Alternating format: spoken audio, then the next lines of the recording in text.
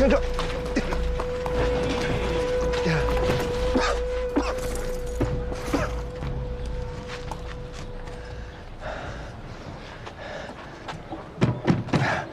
小海，顺利出城了。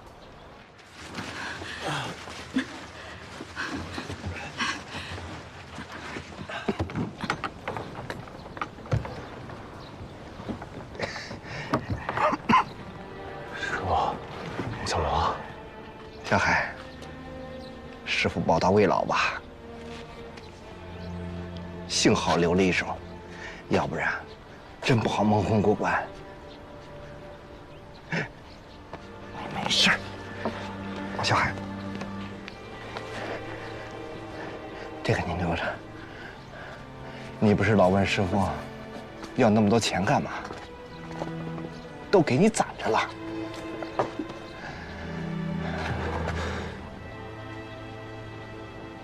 送君千里，终须一别。这关过了，往后的路，师傅就不陪你走了。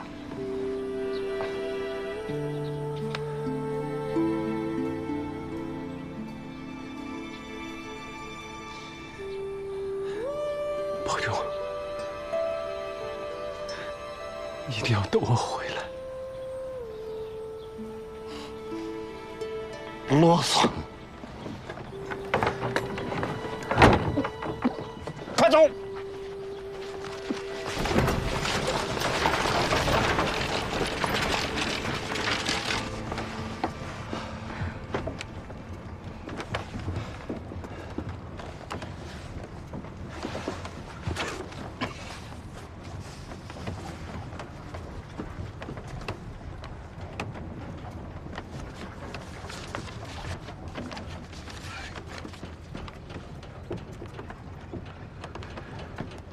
停车！停车！小海怎么了？停车！小海，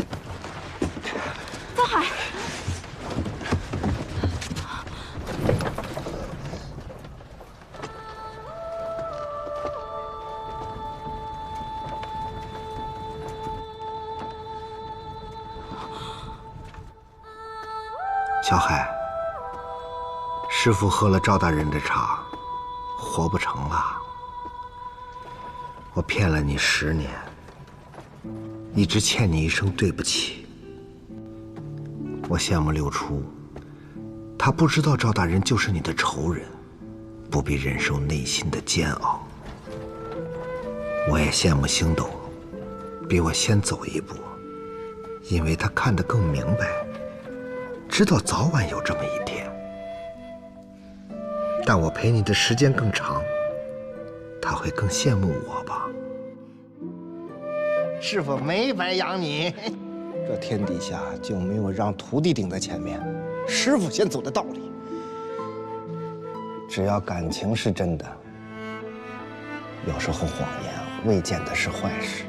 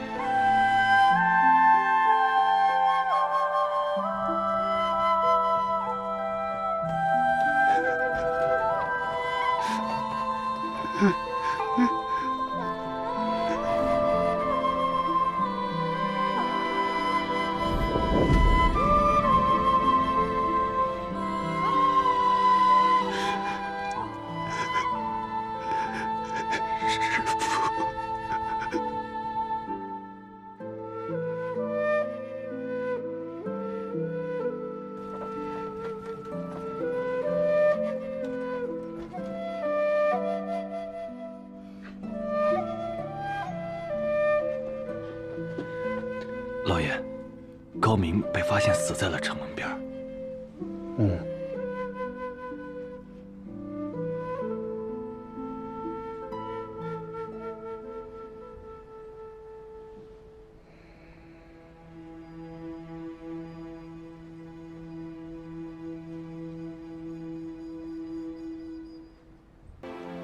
你们按我说的做，做完以后你们都走吧。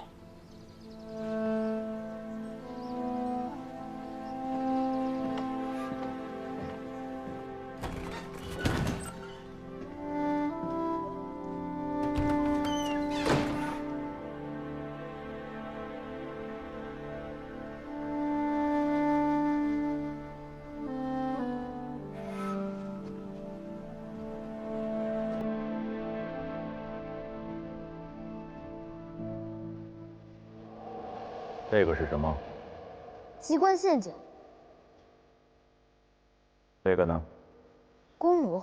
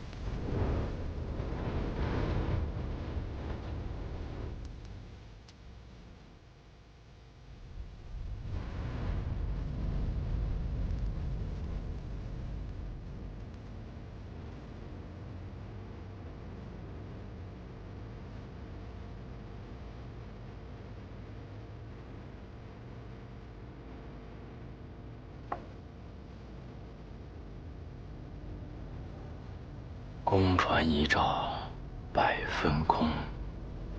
何处不相逢？志农，谢谢你。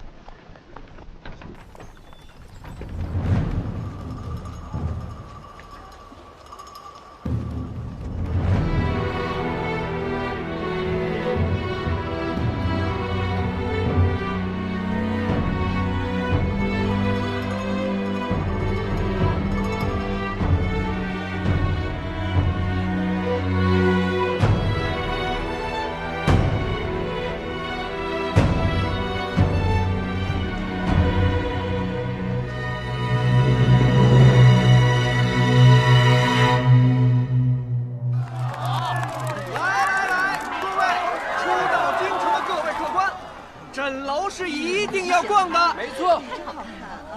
在这儿除了吃的、喝的、玩的、找乐子的，望月阁八公子的影戏，不可不看呐！哎，您想知道的京城异闻、朝中秘辛，咱们这儿应有尽有。来，客官，里边请，里边请客官。公子，记得去看八公子的影戏。里边请！来，各位客官们，里边请啊！有好玩的、好吃的。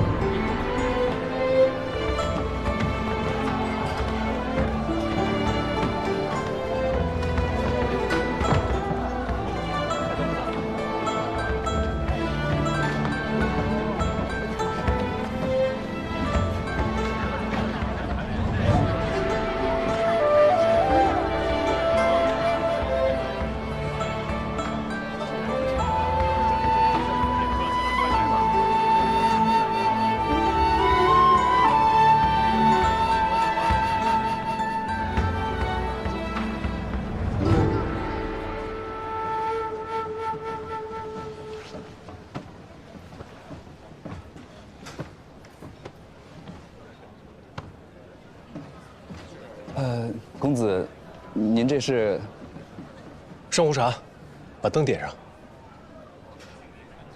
公子您要点灯？对啊，点灯。公子稍后。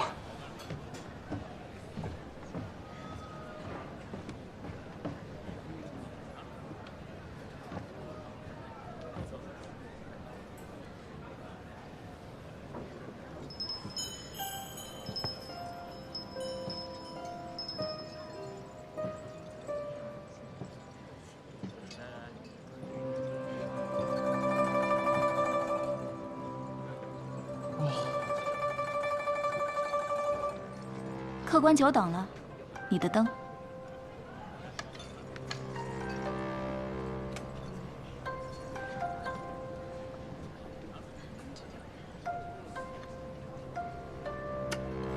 姑娘，为何这灯与其他位置上的灯都不一样啊？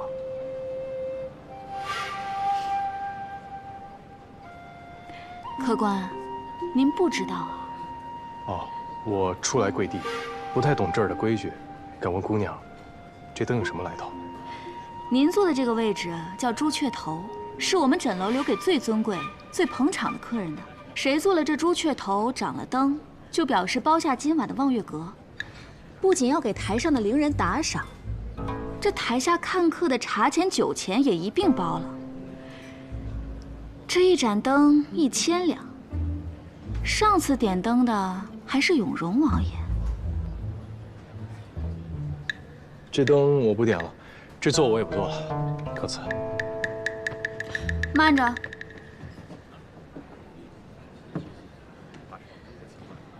这朱雀头既然坐上了，不是说走就能走的。这灯点上了，更不是想灭就能灭的。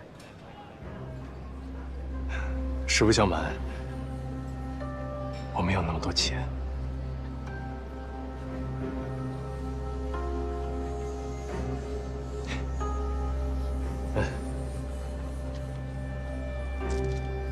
这是我的全部家当，7两银子。这座我实在是坐不起。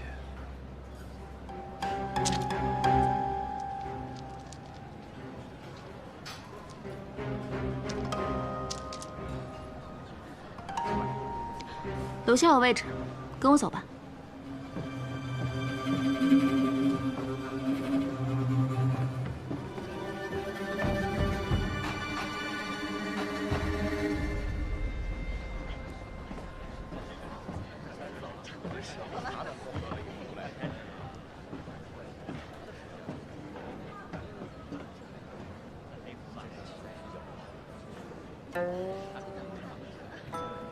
刚来京城啊？是。在我们诊楼站着看戏也是要收钱的。你站的这个位置5两银子，你刚刚给了我7两，这剩下的钱我是退给你呢，还是跟你讲一讲今日这出戏？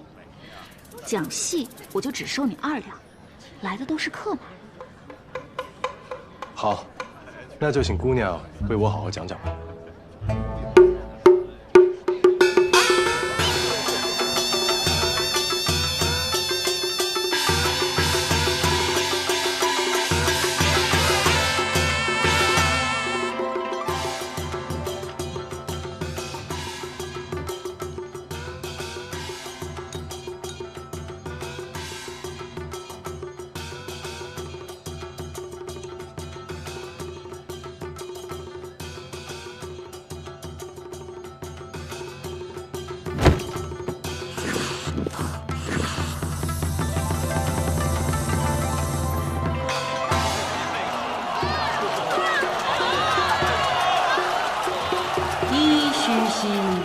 风云浪叶，凤凰先去。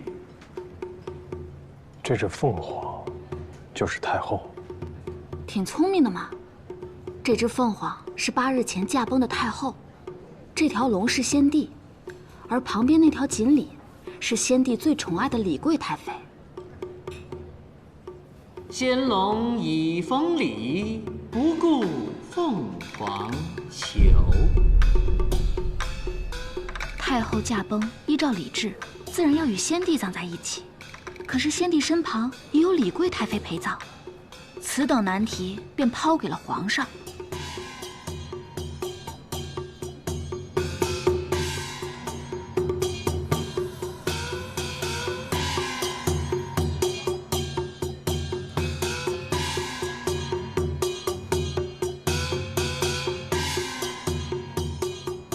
那这只金龙就是当今皇上，那群蟾蜍又是谁？当然是聒噪的文官，你看是不是很像？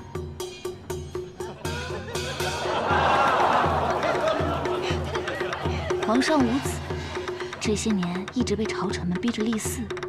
太后驾崩以后，他们更是变本加厉，不是上书进言，就是伏跪死谏，要求皇上依照礼仪宗法将李贵太妃迁出皇陵。现在朝廷分为两派，一派以临淄王为首，要求尊太后遗命，另一派却不从。那被蟾蜍们簇拥着的雄鸡，就是临淄王。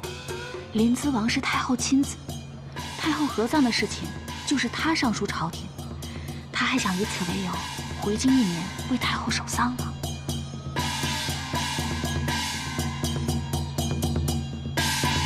金龙怒冲冠，遁入云霄去，自此无影踪。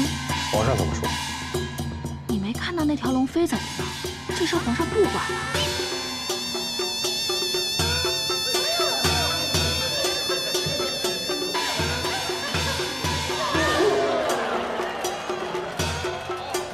白虎领天命，欲把东郭定。群蝉乱声势，寥寥剩3日。这白虎，便是今天的主角了吧？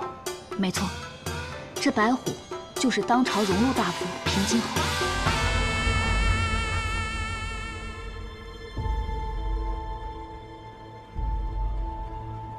本来被皇上下令全权处理太后下葬事宜的是工部和钦天监，但是这工部侍郎庄知府是平津侯的儿子，为了庄知府，平津侯只好硬着头皮上了。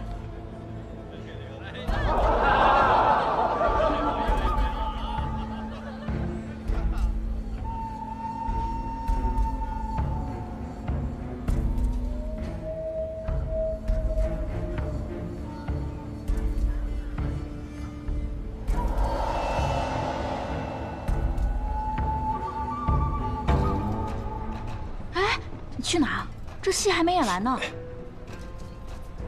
今日这里恐怕要有大事发生，姑娘，你也赶紧走吧。怎么了？你看到什么了？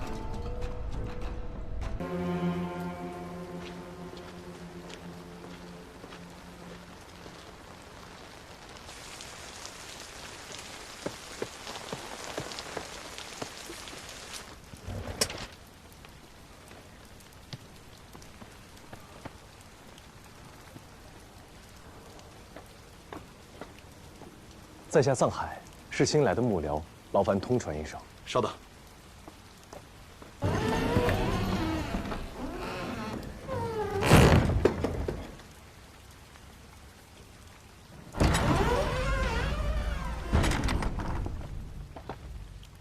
你是藏海？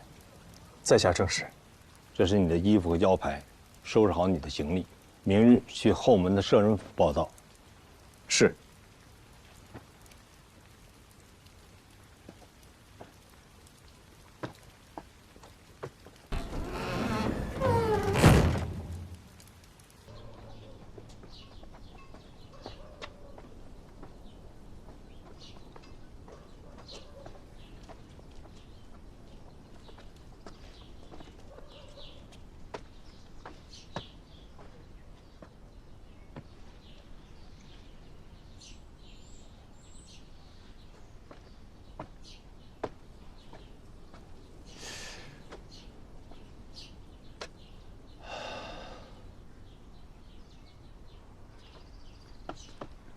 哎，你就是新来的幕僚？在下藏海。啊，我叫慧建，也是侯府的幕僚，比你早来个2年。从今往后呢，咱们就是同了了，是吗？不了。哎，我听说你的事儿了啊，本事不小啊，居然能够活着从皇陵里出来，还进了咱们摄人府。今后还有劳慧见兄多多照顾了。哎，照顾谈不上啊。不过我跟你说啊，在咱们摄人府里边，太有本事未必是件什么好事情。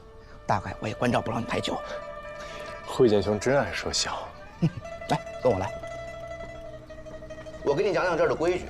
你刚才进来的那个门，每天卯时开，亥时闭，是专给侯府里边下人们进出的。正门呢是供侯爷和家人进出的。除此之外，只会在逢年过节时开半个时辰。咱们幕僚呢，每日辰时到午时著书立传，未时到酉时论述时政，饭点儿就去东边的厢房吃饭，戌时要做完晚课才可以上床睡觉。大致呢就是这些，记住了吗？记住了。哎呀，这些规矩其实都是侯府的长史杨大人定的，其他时辰你可以自行大法，自行安排。不过我每天做完这些事情之后，就已经累得什么都不想做了，倒头就呼呼大睡。你也一样。这杨大人真是用心良苦啊！我带你去书院看看。有劳慧见兄。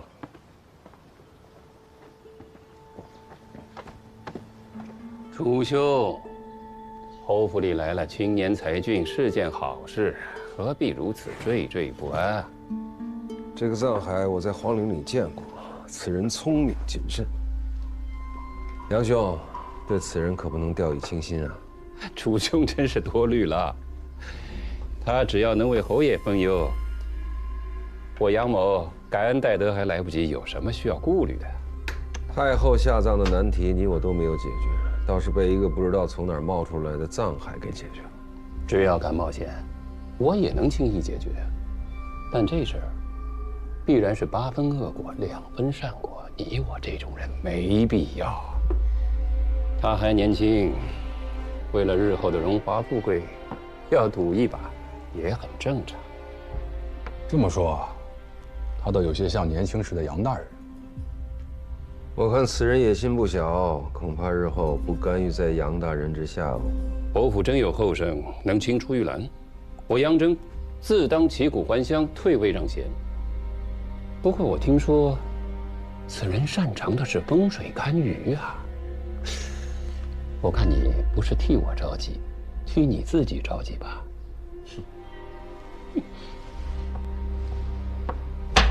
将军，承让了。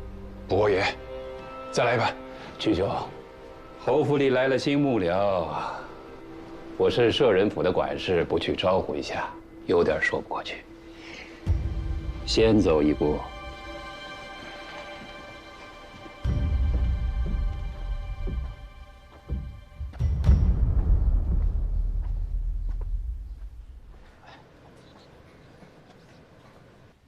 好了，这就是书院了，也就是幕僚们著书的地方啊。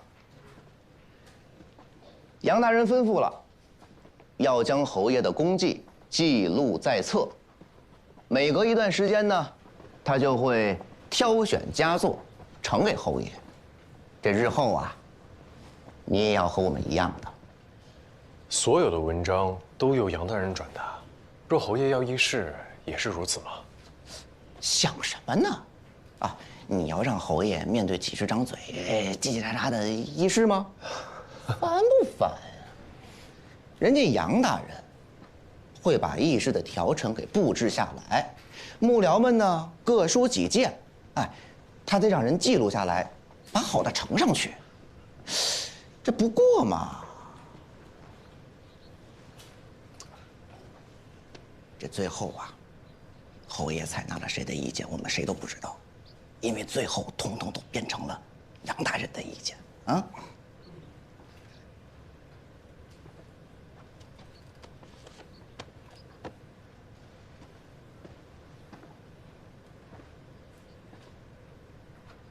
王侯开国，子孙世袭，故称世家。所以这本《侯门记事》起名《庄氏世家》。杨大人，慧姐，先下去吧。是。你就是那位帮侯爷解决太后下葬难题的风水先生。在下藏海，拜见杨大人。果然是青年才俊，侯爷身边得到如此的人才，是我杨真之福。贵县方才把这里的规矩都跟你说了吧？是。这儿的规矩，比太学、詹师傅的都要大。但你们在这儿养成了规矩，以后到了朝堂之上就不会犯错，才不会给侯爷丢人。杨大人的意思是，幕僚们还有机会进入朝堂议政，在朝为官了。当然啊，侯爷设舍人府就是为国朝选贤举能、提拔栋梁，难不成让你们在这里都虚度光阴吗？不过你们这些读书人知道怎么跟侯爷这个武将打交道吗？